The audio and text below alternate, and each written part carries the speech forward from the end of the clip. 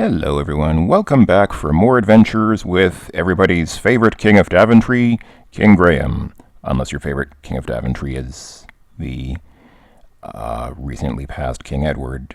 Actually, I don't really know if he's recently passed. I don't know how much time has transpired since the end of the original King's Quest and the beginning of this game. Presumably not too much time, but then again, who knows. Graham's hair is... his hair is gray, but it was gray in the first game as well. Also, I don't know if I don't think I've ever commented on the fact that his skin is very obviously yellow. I don't think that's meant to be a reference to The Simpsons, but who knows? Actually, was The Simpsons even on the air when this game came out? I know The Simpsons is actually it might be the longest running TV series in history. I'm not sure about that, but. This game came out in '87. I'm not sure if The Simpsons was on. Anyway, it doesn't matter. So I think I seem to recall reading. This is a church, by the way, and as you can probably tell, and the entrance to the church is on the next screen to the right. We'll go inside eventually, but not just yet. Oh, a beautiful fairy floats down from the sky. Oh, this fairy sometimes shows up and sprinkles us with fairy dust, which protects us in much the same way as the fairy godmother spell in the first King's Quest game. I'm going to run away from the fairy just because I think she only will bless us with her protective magic spell once, and just as in the first game, it doesn't last very long, so we want to kind of... I don't think we need it at all, but just in case, I'd want to kind of preserve it for later, just in case I might have some use for it. Because I'm just sort of like that. I don't like to waste stuff. On this screen, I believe there's something in that hole in the tree. What's in the hole? Let's go spelunking. Can we look in tree? Can I look in a hole? Yes. When you peek into the hole of the pine tree, you see a mallet lying there. Okay, let's go ahead and get the mallet. Let's take a look at it. The head of the mallet is made of iron. It has a long wooden handle. Long wooden handle, you say. So now we have a mallet, and we also have a stake. So we could we have pretty much all we need to pitch a tent. If only we had a tent. Yeah, we have everything except for the tent itself, and I guess the rope and whatever. But anyway. So yeah, I was saying Graham's hair is gray, which seems to sort of give him the appearance of an older guy. But I seem to recall reading, I think in one of those quasi-official sort of books, like an actual published paper book about the King's Quest games, I seem to recall that Sir Graham was 18 years old in the original King's Quest. I don't know if that is a retcon or whatever it's called in fiction, because I just kind of get the feeling that he's not supposed to be 18 in these games, because the fact that they gave him gray hair, I mean, I guess they could have... Obviously, we're working with a limited color palette here, and so there are not too many colors that they could have given him, but they could have... Oh. You've run into an evil enchanter. Get out of there fast before he turns you into something. I think that in this game, he actually... Yeah. The evil enchanter has turned you into a cute little froggy. Ribbit. Ribbit. And I don't think there's any cure for that. Sorry, I was talking over it a bit, but the game actually does play a nice little ribbit sound. So yeah, in the first King's Quest game, a sorcerer, in the first game he's a sorcerer, and in this game he's an enchanter, but he looks exactly the same. I don't know, it's the same guy, maybe not, but whatever. So in the first game, the sorcerer will turn you into...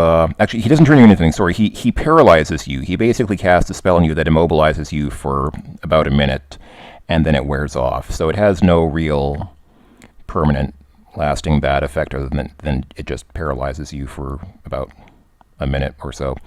But nothing bad happens to you. But in this game, if he catches you, he turns you into a frog, and then that's it. It's game over. So, game over, man. So, So yeah, I was talking about how old Graham is. I just don't think that he was meant to be 18 years old. I think that that's sort of something that the book writer inserted of his or her own. I think it was a her. I don't remember now. I seem to recall reading this in the hint book for King's Quest VI. I seem to recall the King's Quest VI hint book had a bunch of background details that were borrowed from some published book about the King's Quest games.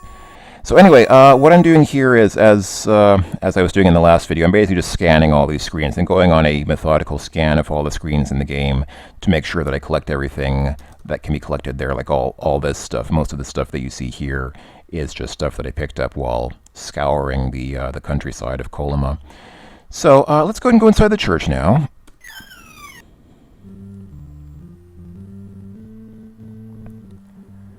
The music in here is a lot more pleasant than in the PC version, by the way, because in the PC version you only had that square wave speaker and it sounds pretty horrible, but here it sounds like a very nice, relaxing sort of organ music.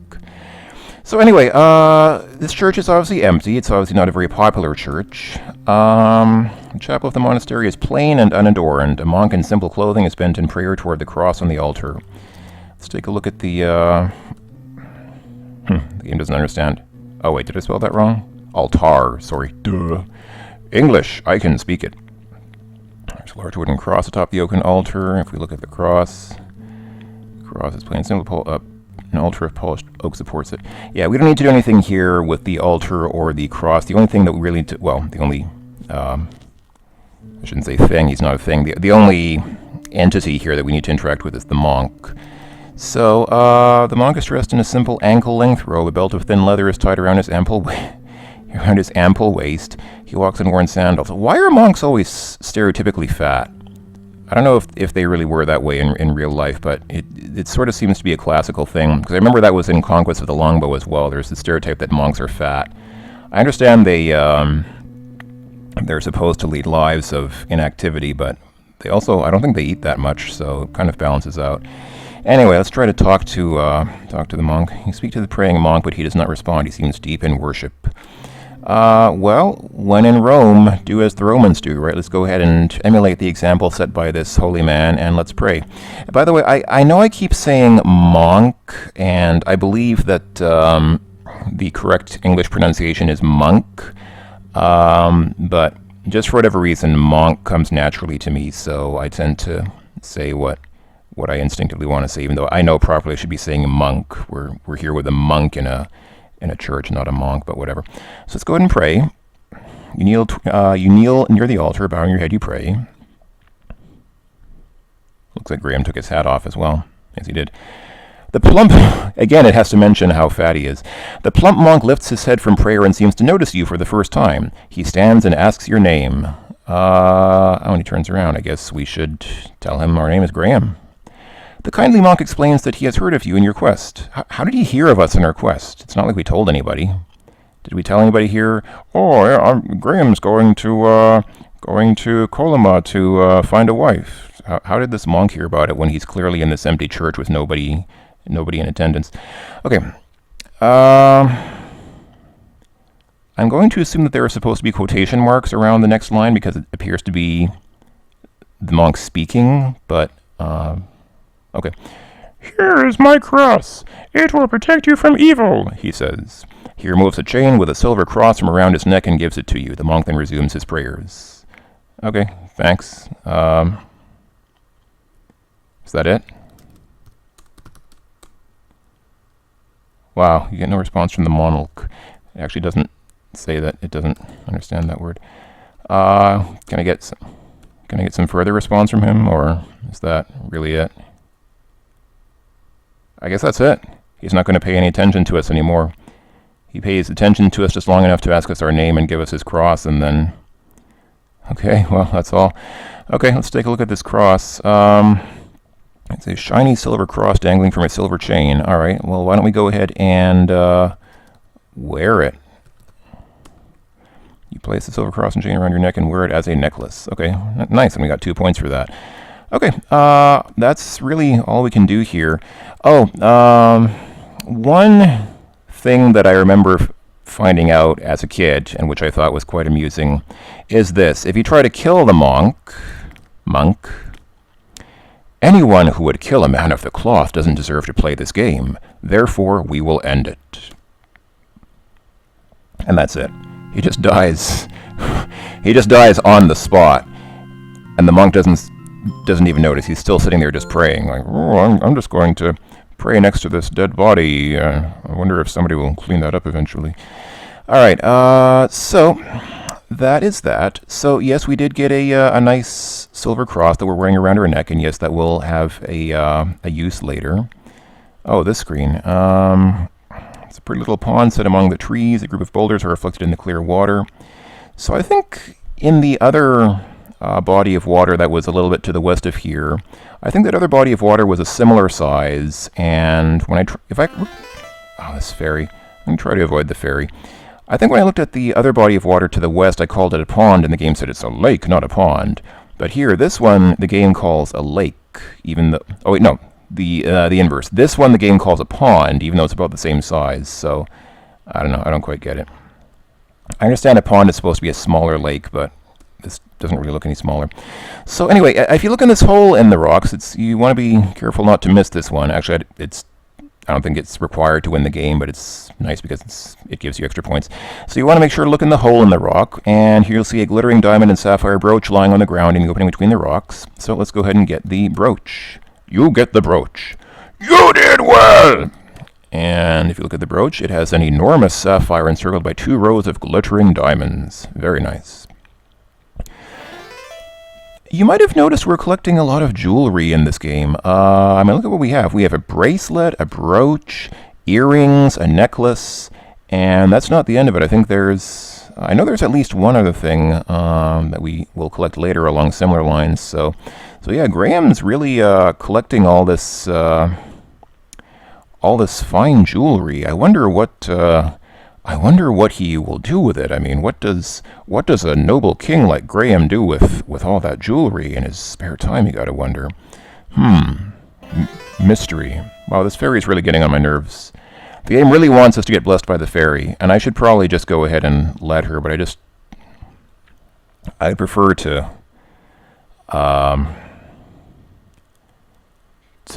reserve my ability to get protected if I want to later. So this bridge, we're going to go ahead and walk across it in just a moment. I just want to make sure that there's nothing else that I'm missing. I think I got everything though, but let's see. Yeah, I was ready here. That's where I got the mallet. So this screen, let's just do one more cycle through. Uh-oh. Uh-oh, how many? Oh, wait, hold on. Okay. I got away from him just by walking off the screen. Oh, that works, doesn't it? Here is another lake. And this game has quite a few lakes in it, actually. I think it has... This is the 3rd lake that we've seen, isn't it? Unless they're all joined together. This one extends to the right of the screen, so maybe it's... Well, no, I don't think so. I don't know. I'm not as familiar with this game as I am with the first one, as I think I've said before, so I might be a little bit confused. But anyway, let's go ahead and just do one more north to south scan just to make sure we're not missing anything, and then I think we can carry on with going over the bridge and begin sort of the main storyline, because yes, what we're looking for is on the other side of that bridge. So this is obviously it's a quaint little antique shop. There's a sign in the window. Can we read the sign? The sign says closed. What if we try to open the door anyway? The antique store is closed. You cannot enter it. Okay. What if we try to steal the sign? You cannot get the sign, at least not now. Okay. Well, thanks a lot, game. I don't think there's anything behind the store. You can walk off the screen to the right here, but I don't think there's anything back here. Yeah, nothing of importance, just mountains. So yeah, this is very much like, as I said in the previous video, this is very much like King's Quest IV, where the game's world is bounded by an ocean to the left and mountains to the right or to the east. King's Quest 3 does something similar. Of course, most of you... I'm going to assume that most of you have probably played King's Quest 3, and so you know, but if you don't, King's Quest 3 does something very similar where it has an ocean on the east side, on the right side, instead of on the left or west side. And then I'm just going to swim across this water instead of walking around it. And then on the left side of King's Quest 3, there's an endless desert. And then King's Quest 5 also has a desert on the west side, but then it has the mountains on the east side. So these sort of ideas keep kind of repeating themselves in the King's Quest games. Okay, so we've seen pretty much everything that there is to see in the main area of Coloma. And actually, there's already really not much left to the game. If you look at our score, we're only about a quarter, or well, a little more than a quarter of the way through the game in terms of points. But in terms of exploring and doing stuff, we've already pretty much hit the limit. All we really need to do is come here. And if you watch our score, right now we have 51 points. When I finish crossing this bridge, that is going to jump to 52 points. And you will get a point every time you cross this bridge in either direction. And so I remember what my uncle did when he first played this game was he noticed that, and he just said, well, why don't I just keep racking up the points and just walk back and forth across the bridge? And so he did that. He walked back and forth across the bridge, I think 7 times. And then after the 7th time, one of the planks in the bridge breaks and Graham falls to his death.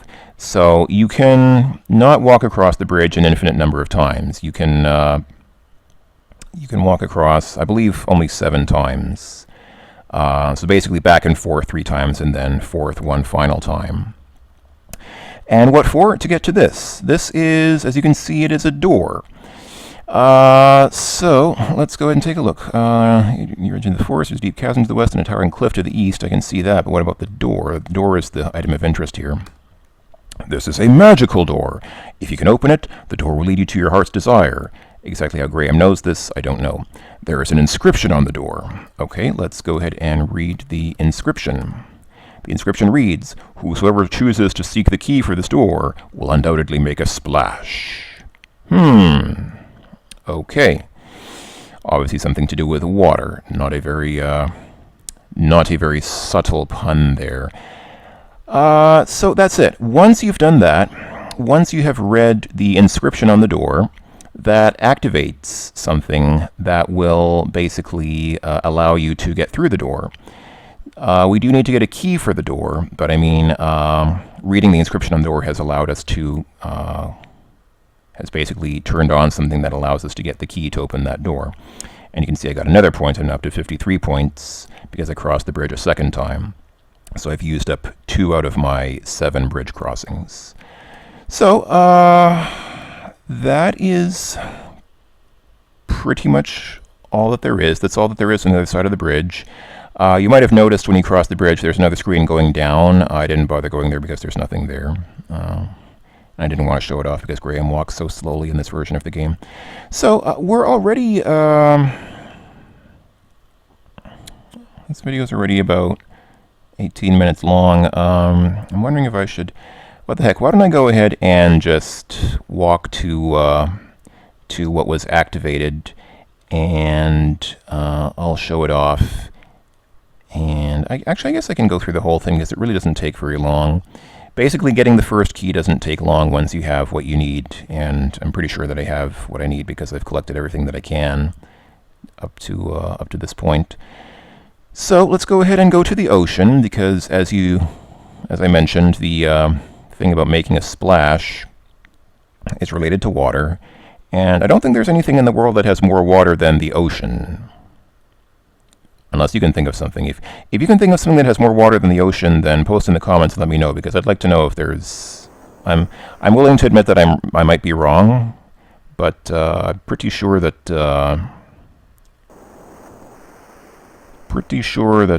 well, who knows? This is not planet Earth, this is Coloma, so maybe in Coloma there's a... some sort of entity that has more water than that, but anyway. I don't remember exactly where the... There we go.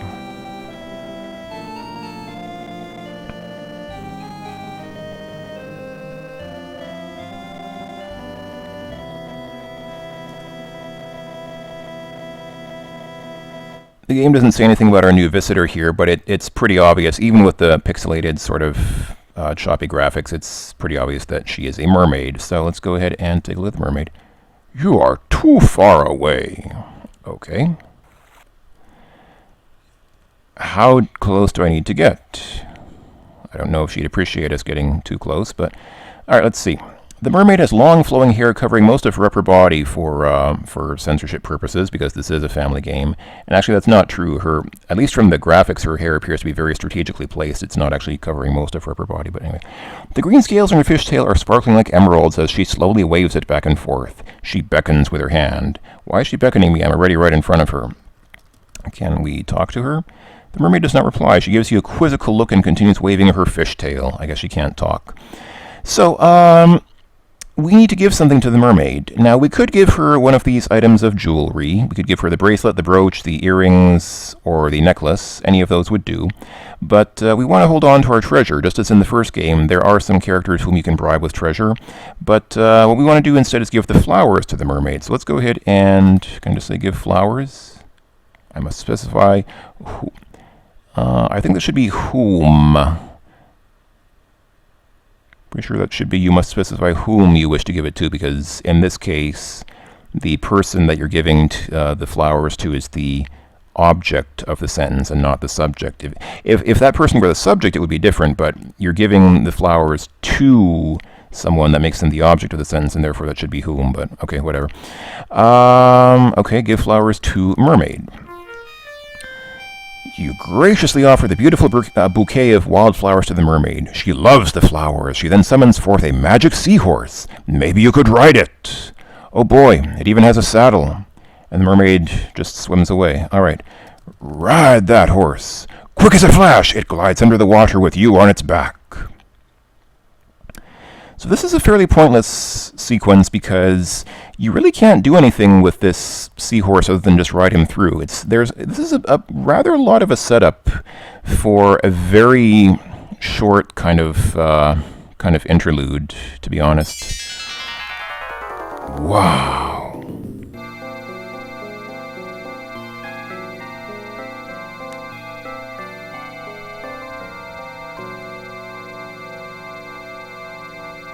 That music was awesome.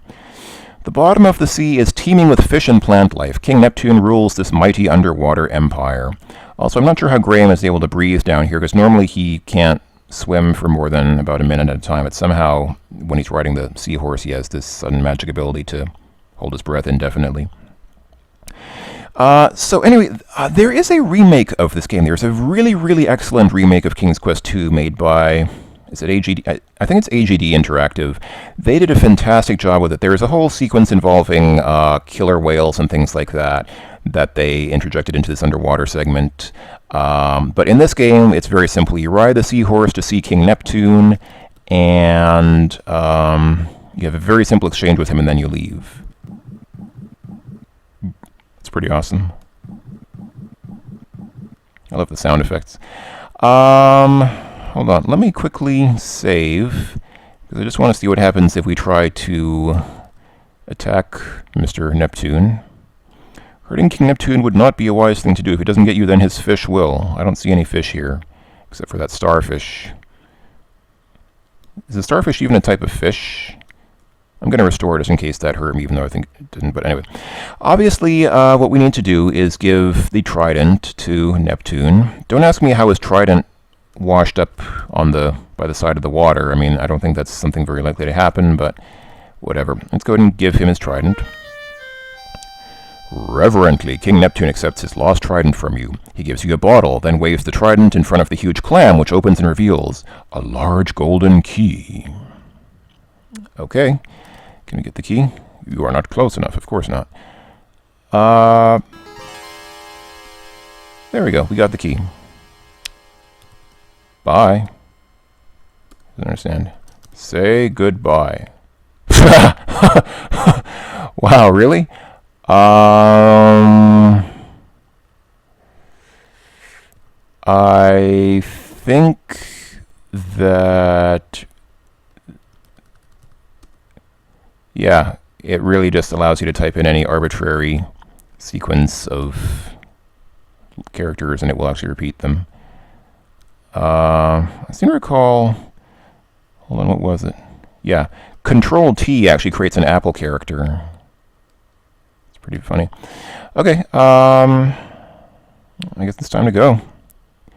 And this segment is automated. You actually have no control over the over Graham or the seahorse's movement here. So that was it. You ride the seahorse down into the sea. You give Neptune his trident, and he gives you the key, and that's it. And then we leave. That's all there is to it. And the horse disappears behind us. We swim back to the land, and that was it. So yeah, I think that the folks at AGD correctly recognized that there could have been a lot more done with that whole scene than what they actually did in this game, and so they did a lot with it. I think, if I remember, the whole thing with the killer whales was a little bit frustrating sometimes, because sometimes the killer whales would catch you when you didn't want to be caught, but anyway. So yeah, we have the key. It is a shiny gold key, and this is the key to unlock that door that we saw. Let's also take a quick look at the bottle. There is a large cloth in the glass bottle. Can we open the bottle? Can we get the cloth? You pull a large piece of cloth out of the bottle. Okay. Now if we look at the bottle, it is empty. And if we look at the cloth, it is a large sheet of cloth. Okay. Nice. Okay, I think I'll go ahead and stop the video here. In the next video, of course, we'll go back to that door and unlock it. I wonder, can I fill the bottle with water from the... Wow, really? This game doesn't understand fill. Wow. Kind of a step backwards from the first game, but obviously there's no circumstance in which you'd need to fill anything in this game, but alright. Well, that was that. So, thank you again for watching, everyone. As always, take care of yourselves. I'll talk to you later, and yeah, like I said, next time we'll unlock that door and see what lies beyond it. Until then, I will see you folks in the future. Bye-bye for now.